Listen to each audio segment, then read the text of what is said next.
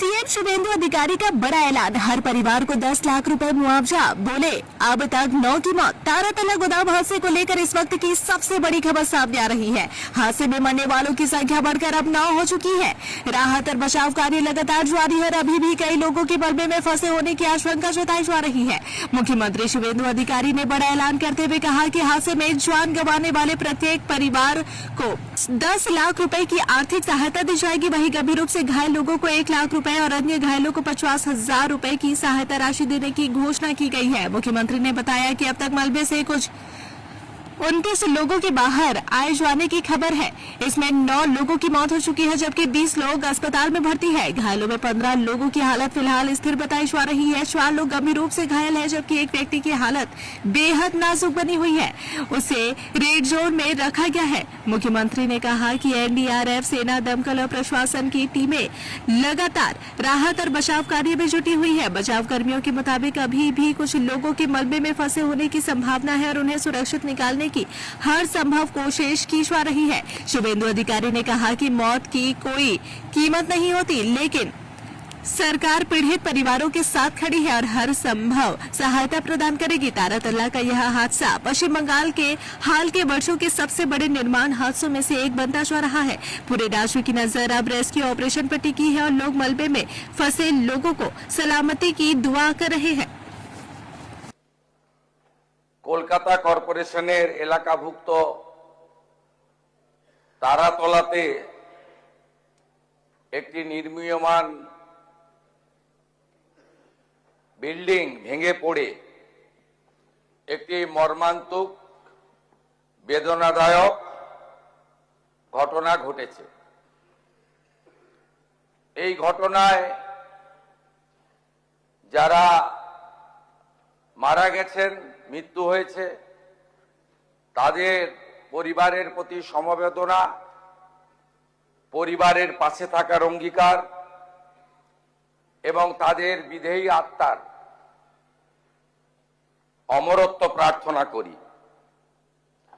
যারা আহত হয়ে কলকাতার এসএসকেএম হসপিটালে চিকিৎসাধীন রয়েছেন, তাদের দ্রুত আরোগ্য প্রার্থনা করে সরকার তাদের পরিবারের পাশে আছে এই অঙ্গীকারও জানাচ্ছে। আমাদের উদ্ধার কার্য যা গতকাল ঘটনা ঘটার 30 মিনিটের মধ্যে শুরু হয়েছিল, প্রথমে কলকাতা পুলিশ, ফায়ার ব্রিগেড এবং স্থানীয় জনগণ হাত লাগায়। সময় যত গেছে তার সাথে সিভিল ডিফেন্স, এনডিআরএফ, আর্মি সবাই মিলে একযোগে উদ্ধার কার্যে হাত লাগায়। সেই উদ্ধার কার্য এখনো চলছে, সমাপ্ত হয়নি। সরকারের পক্ষ থেকে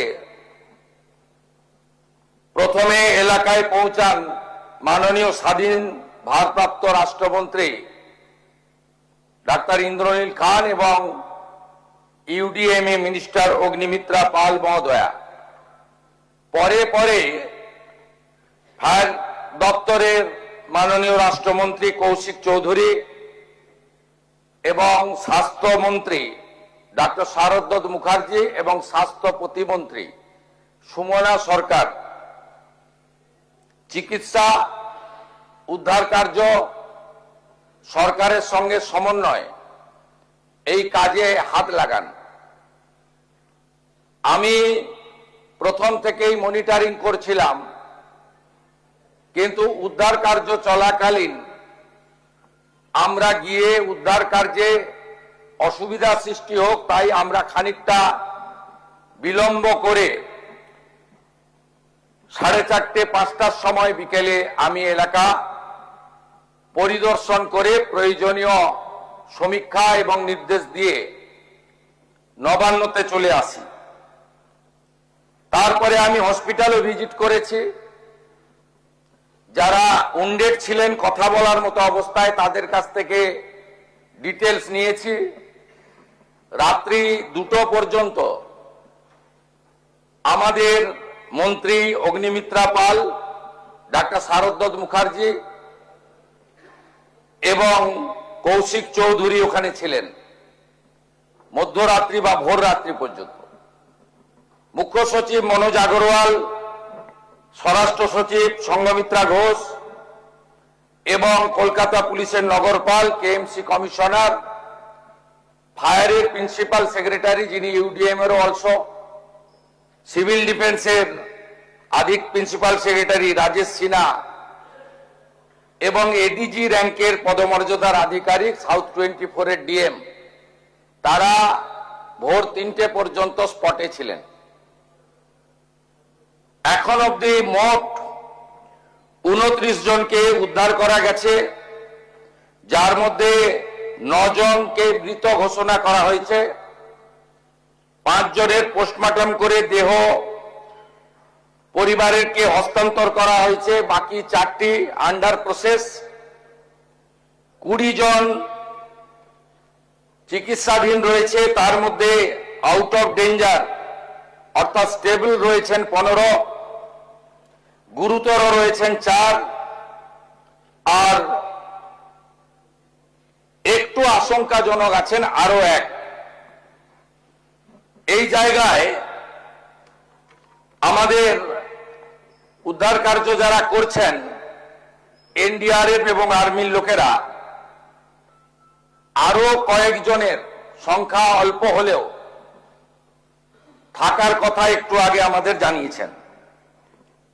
আমরা চিকিৎসার দায়িত্ব নিচ্ছি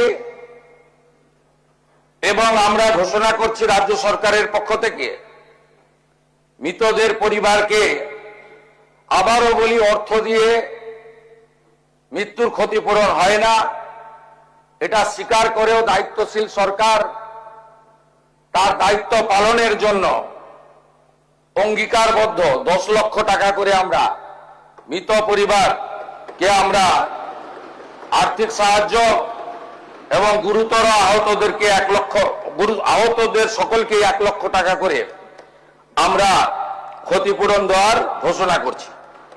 अगर आप अपने बिजनेस, शॉप, कंपनी या सर्विस को ज्यादा कस्टमर तक पहुंचाना चाहते हैं एडवर्टीजमेंट के जरिए, तो आप न्यूज टैग इंडिया और हालाते बंगाल से कांटेक्ट करें। फोन नंबर 9831 060 581 या फिर 8240 148 182 पर कॉल करें।